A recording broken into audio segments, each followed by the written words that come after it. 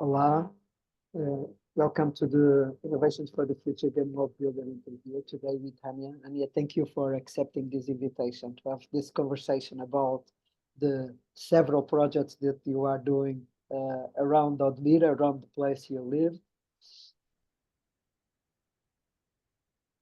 Yes. I thank you also for inviting. It's been a long time coming, and it's beautiful to see how these conversations progress. Very humbled to share a little bit about the most current project, and which also involves many people around Odemira. So that is exciting to talk about and share. Because it's a co-creation process that has now finalized, and we can start for one of the biggest, maybe in the moment. It's the global field. Can you speak a little bit about that? What is the project? What happens? Who is involved? How we start? What is the goals? Yeah. So.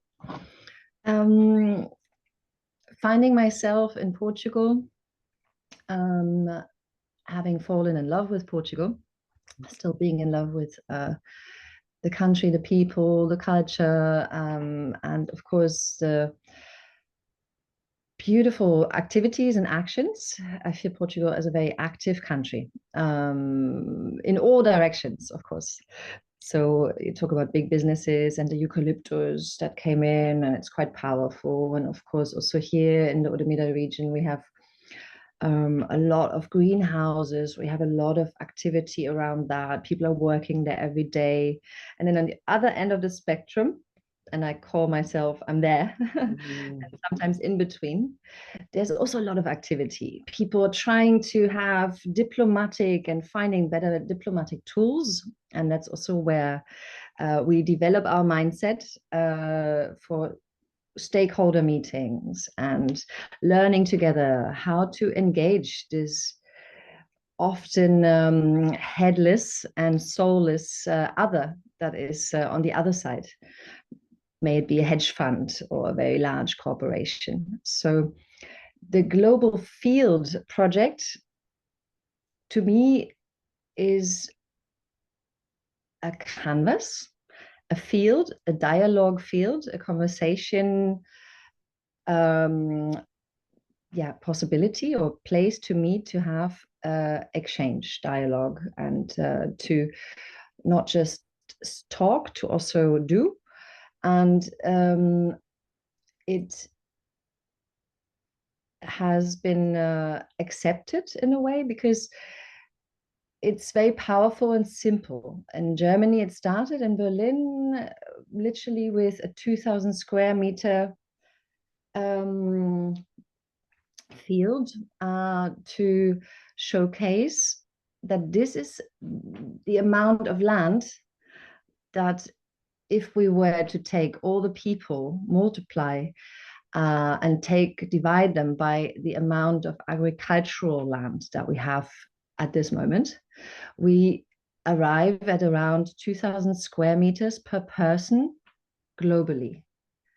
So this is per year. This needs to be enough to grow also clothing.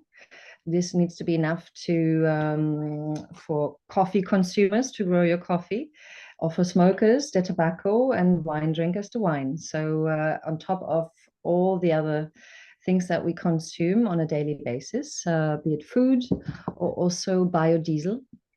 So it's a beautiful visible making it visible. It's a beautiful tool that is can be molded and used and explored in many ways. So the Global Field project is a network these days, and there will in fact be a gathering in Austria in the beginning of March, where the global fields from Ethiopia, Kenya, Austria, Germany, etc., will meet to gather knowledge and exchange and talk about export of water in form of berries from Portugal to the north of Europe, and the other way around, the export of wood from the north to the south, etc. So we're looking at especially also distribution, and we're looking at all the topics that can be, of course, are global, but can be placed anywhere in the world, since our capitalistic system has doesn't define between Portugal or Germany anymore. It's just wherever there is water and land, we go and we exploit. So the global field is also, and this is particularly for Portugal, an aim to really look at local practices, to look at best practices, since we have also so many wonderful regenerative projects around Odemira. So the learnings, and also to really listen to locals and to the youth, to what do we want? How do we want to feed ourselves and our future? And how can we test that? What are the possibilities for exchange? So it's a field of hope, and for more hope, I would say. Yeah. Thank you, Anja. And you are working, you and Diogo are the placeholders for the Odemira, what is happening there. You are working in this for how much? 1 year, 2 years? What is the time span, and what you are doing in Odemira? Because I know you are gathering a lot of stakeholders, people from the municipalities, for the different game worlds. What is happening?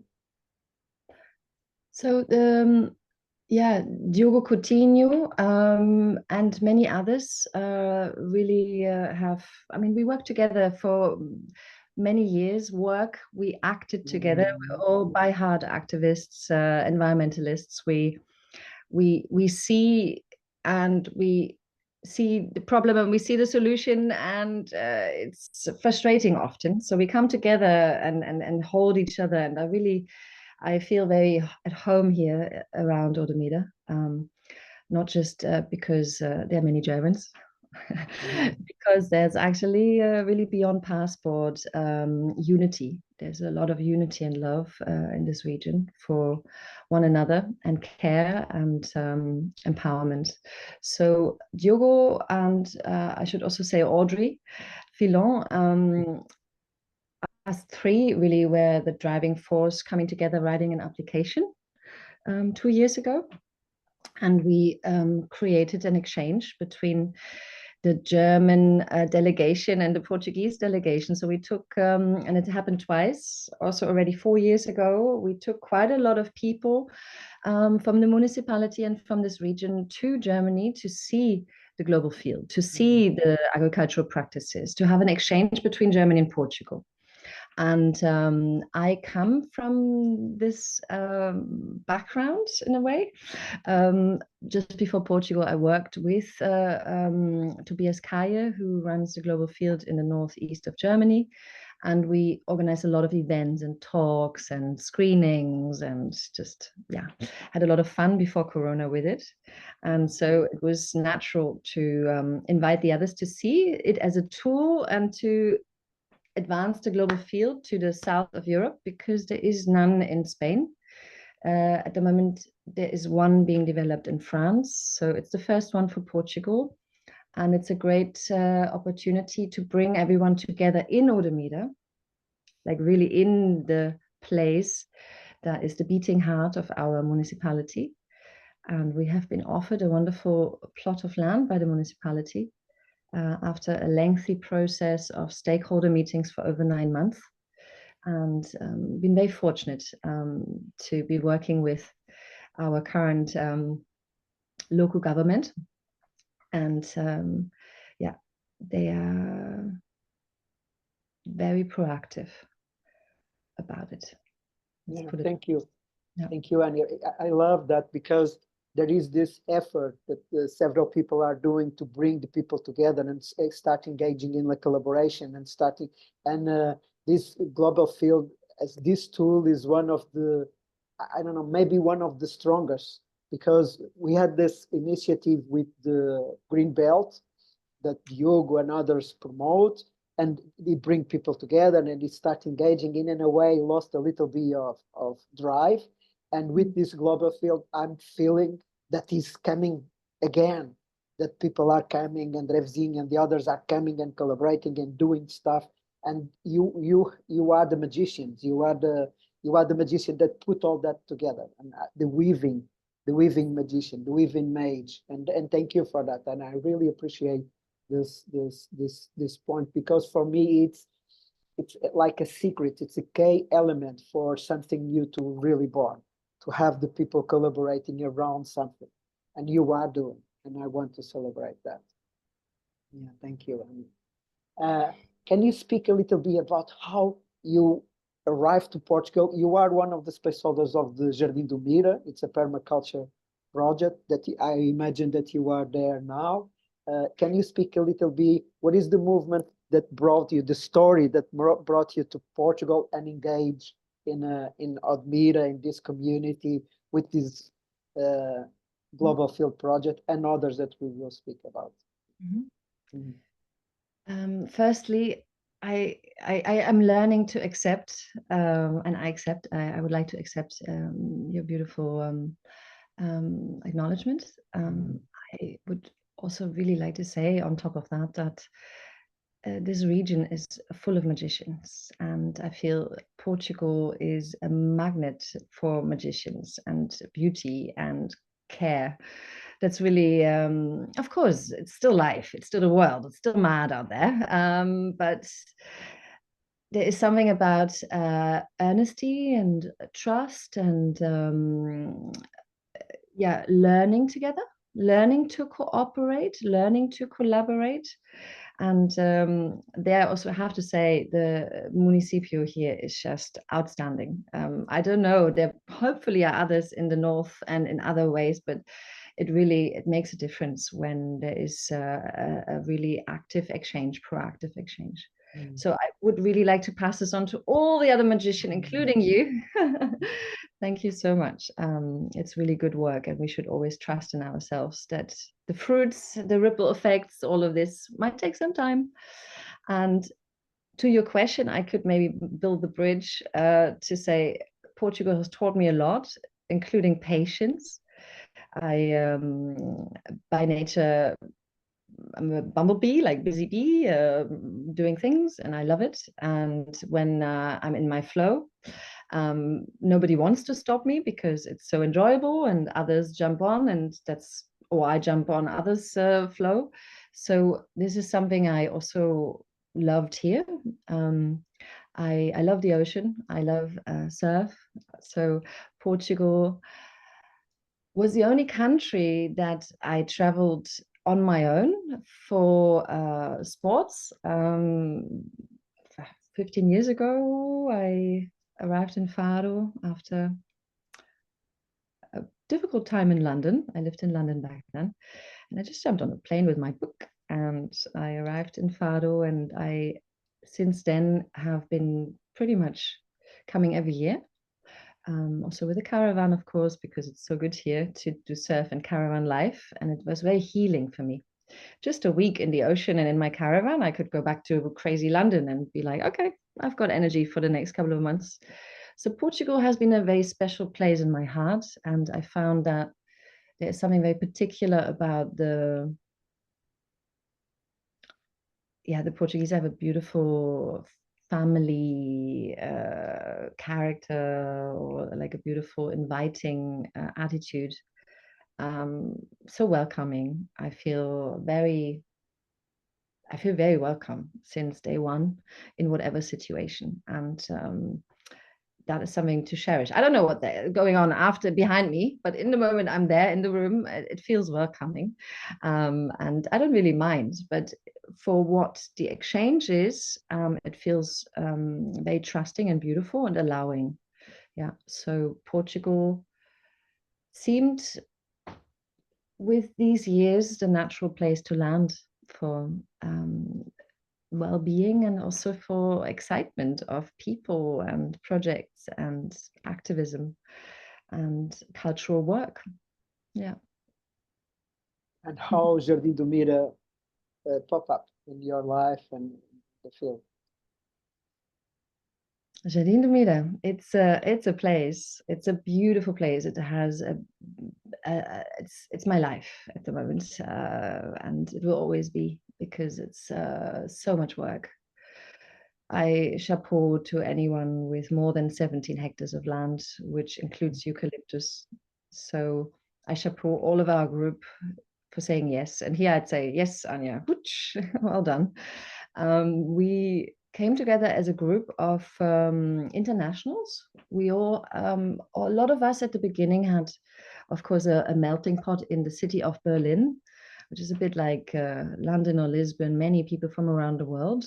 So we are a group of people that all share the feeling of being disconnected, and more, not knowing, also being a generation in between, not already still remembering times without a mobile phone. So we met, I think all of us a little bit on that level of, we don't want just nature for a day in a week. We would like reverse. There must be. And so naturally fell on Portugal, also because all of us had been in Portugal. And going here, it felt right to look for land that has a challenge. And that's all, also everyone agreed. So we're very, in that way, a group of people where it's like, we have a certain basic kind of understanding, and then of course but that really brought us together. So one of our group members, Jonas, went for a Vipassana meditation in Spain, and it's a love story, met Pedro, and after the Vipassana, when they could speak again, they drove to Portugal. And Pedro and Jonas founded this project, and all of us others were already in the background, ready to jump in, because we had shared what we're looking for, and this was the perfect space. It's right on the River Mira in a beautiful part near Albufeira, with a very, very loving and inviting local community. And we have 3¼ eucalypto challenge that we tackle with the projects and actions that we do. It's all about bending the eucalypto and bending our mind. Yeah. Yeah. Yeah. Can you say a little bit more about Jardins do Mira? Because you have hosting several events. I remember the Gathering of Tribes. You have natural constructions programming. You have permaculture stuff. There is so much happening there, and your association, the Association Jardins do Mira, is also one of the participants in the global field context. Like, it seems like an invisible base for something that is happening in Odemira. Like when I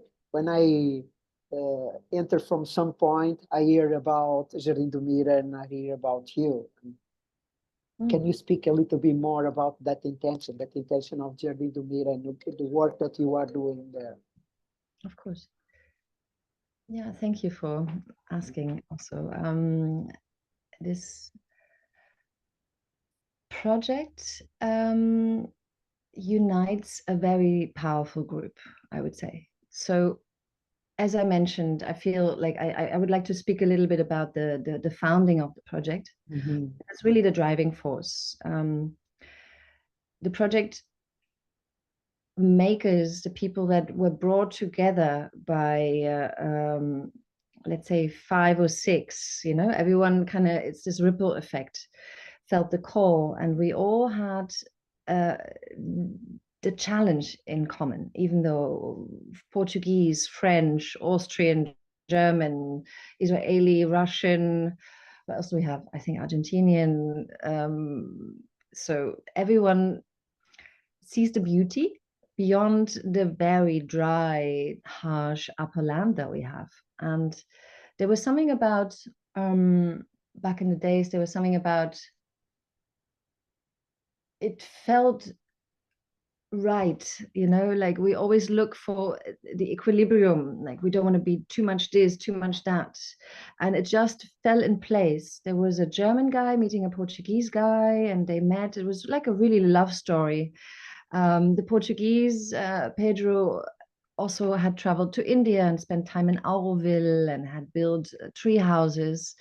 So that spoke a lot to me and others. So we all found something that was on top of this is the most beautiful piece of land in the lowlands where it's really wild, and you can imagine the nightlife being very diverse. And then you walk 20 minutes uphill and you're in like the eucalypto forest that you know throughout all of Portugal, dusty, dry, crumbly, crunching under your feet. So you have these two extremes and the river floating by. And we know, luckily now, all of us in Portugal, that the Mira is a huge conversation piece of this region. The flow of the Mira really dictates the currency, the politics, the international. It is really has a lot of power. It's a it keeps us all on our feet, I would say, this piece of land here. And we have wonderful neighbors. The locals are absolutely adorable and very helpful and very giving. More and more so today, of course, because we also give, and there's a great exchange after 5 years now, and it's really friendly to that extent that at the Christmas market the locals come and we chat in the middle of Odemira. There's no boundary anymore. It's really beautiful. And on top of that, we have also another reforestation project, a very active wild forest garden, it's called now, with Denise and Lars. And Max is, and his sister Eloise and Audrey, and also wonderful other people, Loic. If you watch this, you're in my heart. And this was a special time. The gathering of tribes came also and knocked on our doorstep here. And we have done, many events, from dance events and beautiful reggae and dub events to ecstatic dances, planting and dancing, stomping in the lake, in our lake that we made, our water reservoir. It was leaking. We used the energy of dance also to stomp the lake because we don't have enough animals to tighten the flooring. So we're very creative here, and it just feels so natural. Whatever we do, we try for agreements, for sure. No judgment, no assumptions, and it feels like this really okay. Struggle is normal, but we try our best to bring it all together.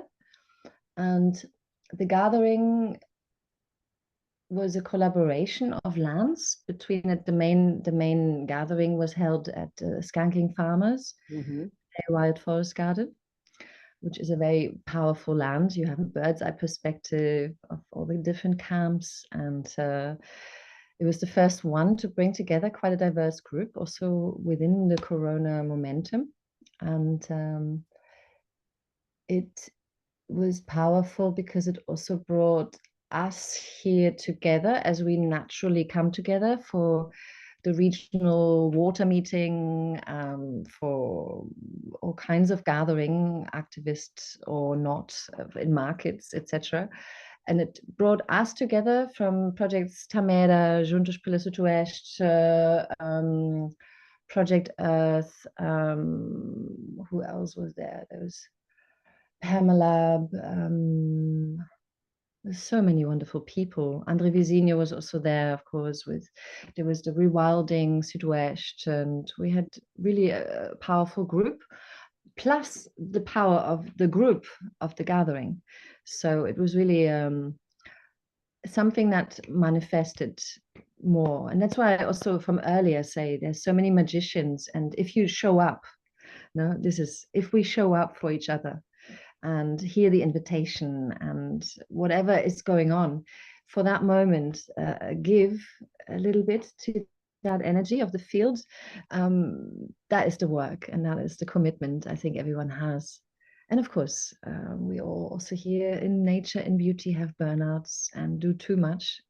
It is very powerful, all this work, and we're also learning that together. So that was also part of the gathering. There was a lot of needs, and the gathering was also this place of testing conversation.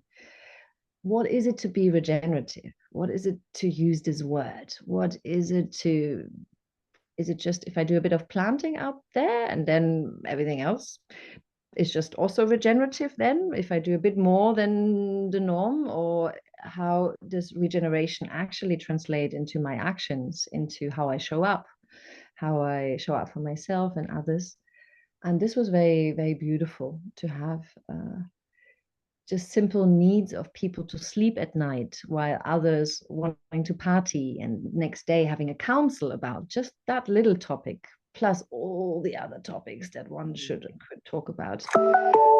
And that was very humbling. And this is something that influenced us here. I think the ripple effect in the region a lot.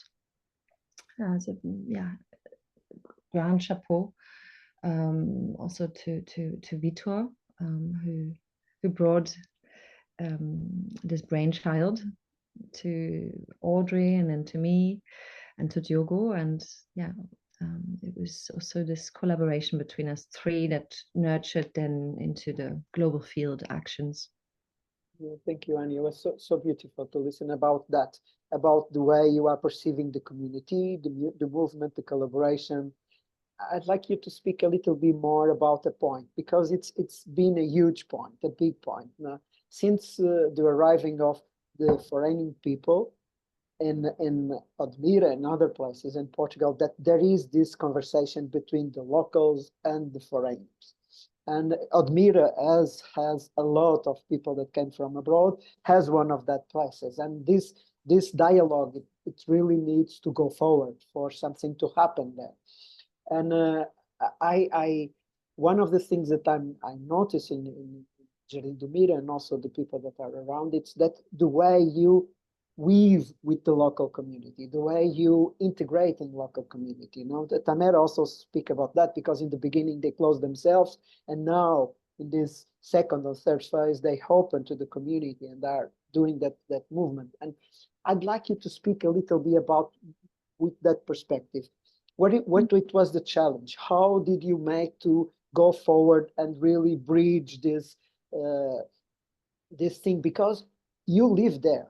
You are not a foreigner anymore. You choose to live there. And the guy that lives near you, the family that lives here, also choose to do that. And you was born in Germany, and the guy born in maybe in the north of Portugal, because a lot of people that are living in Odemira, Portuguese people, didn't born there also. Absolutely. And how do you perceive this? What kind of movements did you do for putting the bridge there and bringing people together? Have that sensation that I'm in the market and there is no borders anymore. There is no obstacles between the connection. Can you speak a little bit about that? Because I think it's a huge point and a very important one. I love that. Yeah, it's a beautiful possibility. If we want to talk on that angle. Yeah, it's I have so much that's coming right now, so many things, because I also feel earlier you still asked about Jardins, and maybe I feel that's coming very strong because it's on the table again here in the community, and it gives a little bit of insight of just how intricate this topic can be, and how just with actions and words, how we can shift it. Because as you said, we are not by choice born where we were born. And this is also today, and has always been a topic, you know, of wars and struggles, and will always be. So here we are. I find myself in Jardins in 2019, and I am from Berlin. I'm German. I lived in many different places. I feel myself very natural with the language English. So, and many here in the project are also that. So a bit like chameleons that are, and I feel also here in the region, there's a bit of that. A lot of travelers, a lot of people that have seen quite a bit of the world and have made Portugal their place of choice, maybe for similar reasons that I mentioned. And so there's something about 2019 when I found myself amongst Germans and also internationals. There was maybe 3, 4 Germans, French, American, Portuguese. It was quite a mixed group, but all of us proactively wanting to look at passports of people, of new potential members. We wanted to really proactively, and did for 2 years, not allow Germans into the project. So it was quite interesting. There was a lot of conversation around passport, a lot of conversation around, could we not just look at skills and leave the nationality behind? And it's still a topic today, especially for, of course, the Portuguese people. And of course, especially here in this region where we have a very strong memory and a very strong, active, proactive German community, Tamera, where, yeah, it's a very intricate conversation. So we opened up because naturally, if you're German, you attract your German friends. And of course, why, if they want to spend 3-4 months here and they are willing to work the land and give their best to this dry, dusty eucalyptus forest, why would we not invite them to be members? Because yeah, like we have this, it's a reforestation project. So we don't, like, people come and go, and we do a lot of workforce here, you know, like for the moments that right now in the winter plant a lot. So we need people. The world needs the people as well to plant again and to help regenerate these monocultures. And so after 2 years, there was no more question of passport. It was about action. It was about, my God, the corona on top of all of that. Nobody is coming. Well, we're alone here. And it was very tough. And I think that also helped to just look at what needs to be done and not fuss around so much with, oh, this is maybe not the right and la la la. It was action. Action counts, and the power of just do it. And I don't care anymore if someone is German or not German. Of course, I'm aware that we are more Germans here in the community than Portuguese, for sure. I'm aware that we're more in nationality than any other nationality. But I don't see myself as German anymore. I lived more than half of my life outside of Germany. And if I go to Germany, I'm also met with like, oh my God, what is going on here? So there's something about, yeah, there's something about how do you show up? How do you feel yourself?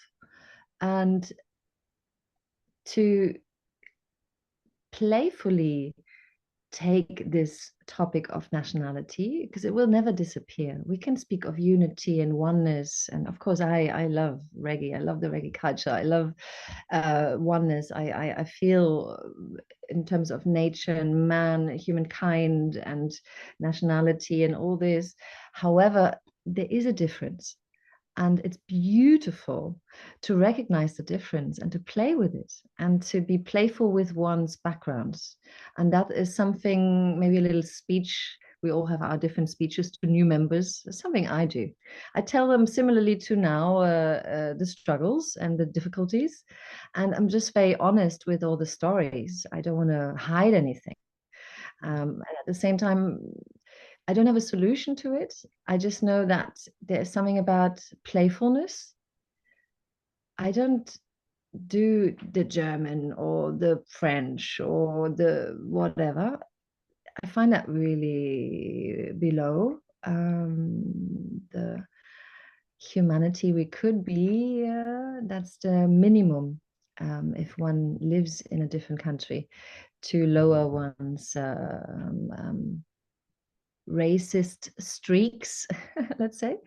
Yeah. So yeah, and I still feel it around sometimes. Not with the Portuguese at all. I just like, honestly, oh my God, maybe it's just with me. Who knows? Other people maybe have different experience, but especially the Germans, actually, and especially the others. So there's something also to mirror, and I find that very interesting. And if I just for my own exercise, because I'm not always like this, but I try to remember in moments where it's a bit tough, and actually I would have so much to say in this situation where this person is like flaring up, but I choose to observe. I choose to not be so active in it, and let the energy rather like serve me as a mirror and a reminder of how silly we can be when we're in our head and we judge, and we don't allow the beautiful actions also to come out of the people and empower them. So in summary, I don't have a clue how to solve this problem, and nobody has. It's with us. It's what we are born into, and we have to learn to dance and play with it, and remind ourselves and others to be playful with each other, and soft and kind, because the world is tough. Yeah, and we don't need to be so tough on ourselves and the backgrounds. Yeah, and I proudly say we have a German family joining us with a little kid, and they're brilliant. They're the kindest and sweetest, and they show up for everything like nobody ever has. Everyone is always better. But I love them. I love them, and I think it's brilliant that they even, bring their little 3-year-old here to this dusty land, and she's with us planting with her little fork. It's brilliant. That's what counts really for me. Yeah. Thank you, Anja. I'd like to speak also a little bit about the team. How much are you now? What is the people that are there, and how you organize yourself? How you do that? If you use some tools, what kinds of tools you use for your organization in Jardins? How you do it? How you do it in the team management? Could you clarify a little bit where you would like to take this conversation? Yes, you are. I'd like to explore this dimension of teamwork, and how do you organize your action in Mira? If you use tools, like if you use a council or sociocracy or other kind of tools, how you do it? How you manage the organization and the day-by-day activities, and what is the kind of stuff that you use to nice to synchronize your action? Yeah. That's it. Go. Would you like to say something else? Because also you have a background in beautiful tool. You have your own toolbox to share. Yeah, it's important to organize oneself as a group. I think that's really this.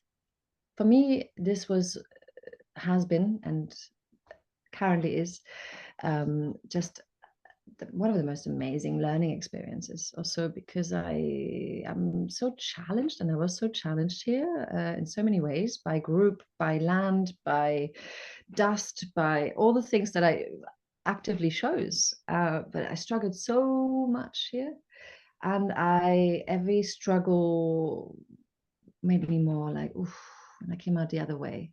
So there's something about the toolbox here for us is being with oneself, and learning to be happy with oneself. At day, at night, alone in the forest, up in the eucalyptus forest, or in the lowland, or in the river Mira. But that's learning, and we share that, us all, because most of us come from cities. So I would say that's the practice here. Everyone has meditation, yoga. We work a lot the land. That's kind of I love all the practices, and my morning walks. I cherish them, and they're very important for me. But here our tools are very much in action, embedded in action, and to synchronize the group and also the helpers, the visitors, etc., and also do grander actions and workshops like working eucalypto and building a house out of it, etc., etc. We practice and still learn, of course, every time, but we practice sociocracy since day one.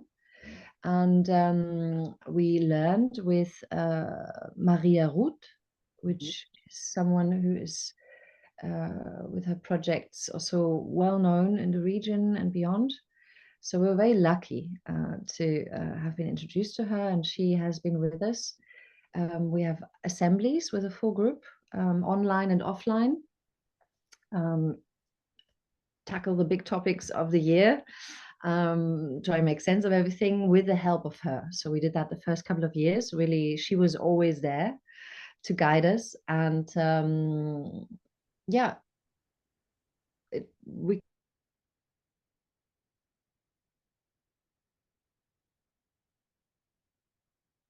that works. Sociocracy is okay if we follow it and we allow to follow, and that's also the group work and the beauty. We learned a lot through that. So circles, allowance of talking sticks, timer, to not have the loudest just overwhelm everyone at all times, to give voice to the lowest voices. And it's a brilliant way to tackle proactively and in action next steps for a project like this, because we don't know. So the best sentence in sociocracy after a lot of rounds and where someone brings ideas is the question, is it safe enough to try? And to allow to try and to be with it, and then to make sure we have a review date because we don't know. And so this is, yeah, there's a lot in it. I would highly recommend Sociocracy 3.0, and so many other wonderful ways and tools, of course, with it. Something else we really invited from day one also was very beautiful, that also Evgenia, who's just to come back to the gathering of tribes, beautiful soul and partner of Vitor, and she has the Eternal Forest camp, where I was also very active in the first gathering, and now in the second, which was in the north of Portugal, I shared for the first time publicly. It was very interesting, but I love this movement also to think, consider, and allow the idea of rights for nature or rights for habitat. So rights of rivers, rights of trees, forest, and the voice of those entities. And yeah, I love that movement. I think also this is where I'm going, more in the law direction in the near future, also diplomatically and with the European Union. I feel very empowered by that. And there was, yeah, beautiful sharing around the voice of nature and the voice of the forest, because that's something we practice. We invited here with one of our beautiful members, Lizzie, who brought this to the group in the first year to say, hey, there's all these amazing tribes out there in South America, and they all have this practice, and maybe we could look at it and invite it as well, because we do these circles, but we never listen or try to understand what Mother Nature or the forest has to say, or just a eucalyptus tree. How can we do this? And that's really, yeah, really nice. I would say that's a very, after everything one could do, the most humbling or the most sensible tool that we have. If the right people are also in the room, we at the end, when it seems safe enough to try whatever was proposed and is on the table, And then we have another round to really tune in and very calmly, and have everything slows down in that moment. Also, we take the time to tune in to feel what would Mother Nature, or what would Jardins do Mira, what would the land say? Have we really considered everything? And then magic can happen, because suddenly you're in the third person or in the other realm.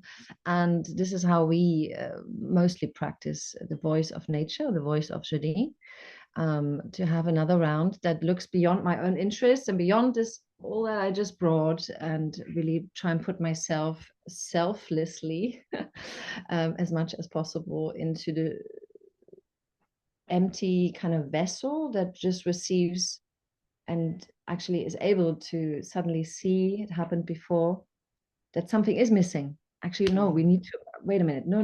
Ooh, let's look at that. And that's beautiful. Yeah. Thank you, Anja.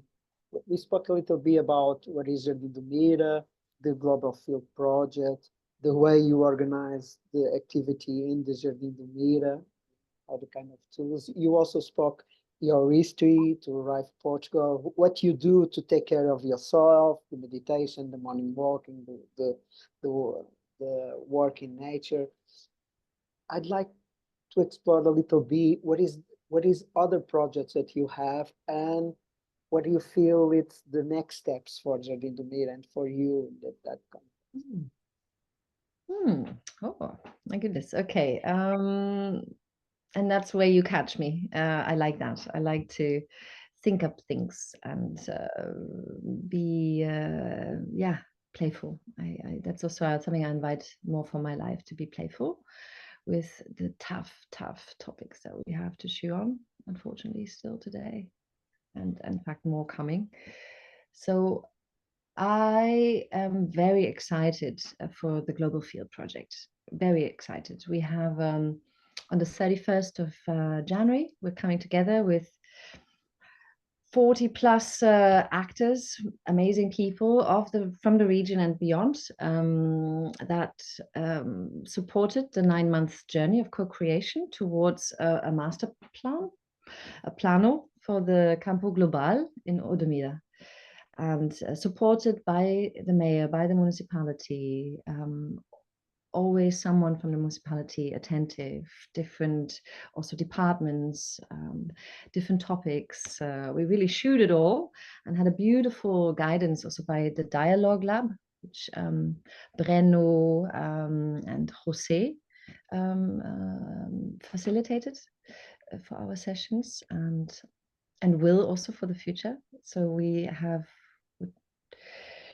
let's see how much. It's learning together what co-creation means. It's really tough. Like it can be messy, but I'm excited for this. I'm excited for, after all of that I just shared also with you, and all that happens in this region and in this regenerative movement and in the capitalist world out there, and how things get like so disconnected. I'm excited to come together in a place in Odemira, not in Tamera, not on the beach, not in some forest hidden away from the locals.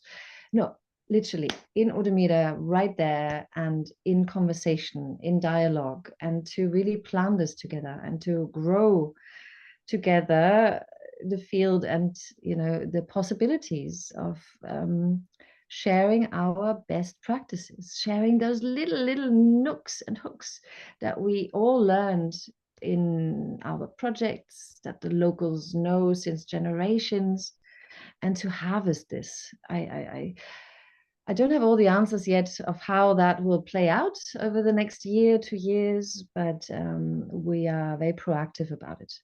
So for now, the 31st will be a celebration and sharing and presentations and etc. And then we will set off from there. So then we have this gathering of the Global Fields network. And so this will be with me for a while, and also with Jardins. So we all made a commitment during one of the meetings, where we, as project makers and as individuals also, said what we would like to bring to the global field. And Jardins for sure has a lot to bring. The people here have a lot to bring, wonderful skill sets also here in Jardins. And the land also, yeah, we would like to connect the lands through walks and through sharings and seeds. We collect our seeds in Odemira and grow them here. So now it's time to give back. On top of that, and yeah, it's also it's my own journey, but it will serve the greater good. I have been engaging with what is called the EU Climate Pact Ambassador Group. That's something that was born about 4 years ago in Corona times. And so back then I already shared and had many engagements with the group more loosely. But it's a very powerful group of individuals, like just any network really. And that's the beauty of these gatherings and networks, to bring us closer together and to make a connection point that we can't do online. So I'm really looking forward to, it's all about gatherings. I'm looking forward to a gathering which is happening in Brussels in March. Yeah, where I will be amongst 500 plus brains from all of Europe that have been invited by the European Union to be for 1 year a climate pact ambassador. And there's a lot of learning in there. So I'm finding myself a lot on the screen or with the headphones, learning a lot about law at the moment. And I'm excited by it. So it's like going back to university. And yeah, I love learning. So this is something that will serve for sure my brain and my happiness, but also the wider community, because it's amplified, of course, every action and everything and all the platforms or the access we have through that. And so everyone else also brings beautiful networks, etc. And yeah, we have quite a lot of power. If also I now speak about it, it's not just in my mind. All together, we are a very powerful group of individuals that make a big, strong, regenerative network, and I'm really proud to be part of it. And yeah, don't need to mention everything. There's so much cooking, and we all know each other, and we will all work together one way or another. Beautiful things ahead. Yeah. The last question. We are almost in a 1 hour of conversation, and I'd like to close with this. How do you describe yourself? What is your essence?